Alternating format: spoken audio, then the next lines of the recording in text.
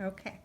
So I'm actually working row 12, which is the same as row 4, and I rewrote what's in the pattern in a little bit more shorthand. That makes more sense to me. Get close into the knitting.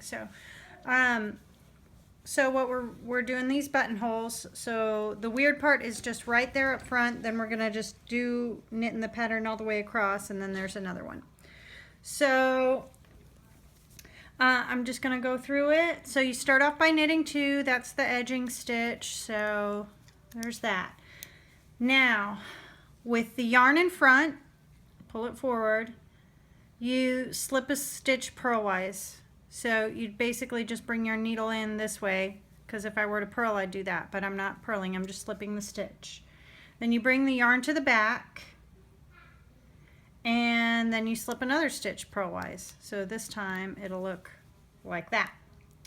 Okay, and then you pass the first slipped stitch over the next, and then you slip another stitch purlwise. You slip that second stitch over the first. Okay, so now you slip the stitch from the right needle to the left needle, and then you turn your work, which literally you just turn your work completely around. Okay, so you bring the yarn to the back, which I kind of naturally already did right there. So you bring the yarn to the back.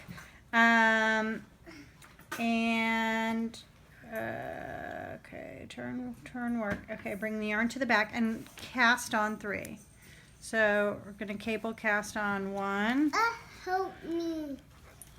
Cozy, Ezra, not right now.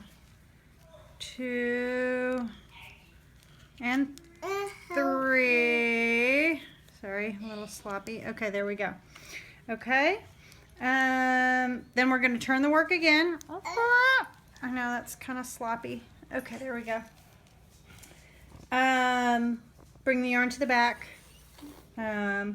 Slip the stitch from the left to the right needle. And then once again, we're going to pass a slip stitch over. And bam, that's your buttonhole. It's basically just a gap, and then it won't really look right until the very next row.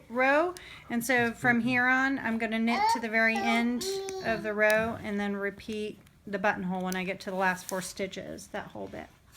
Cool.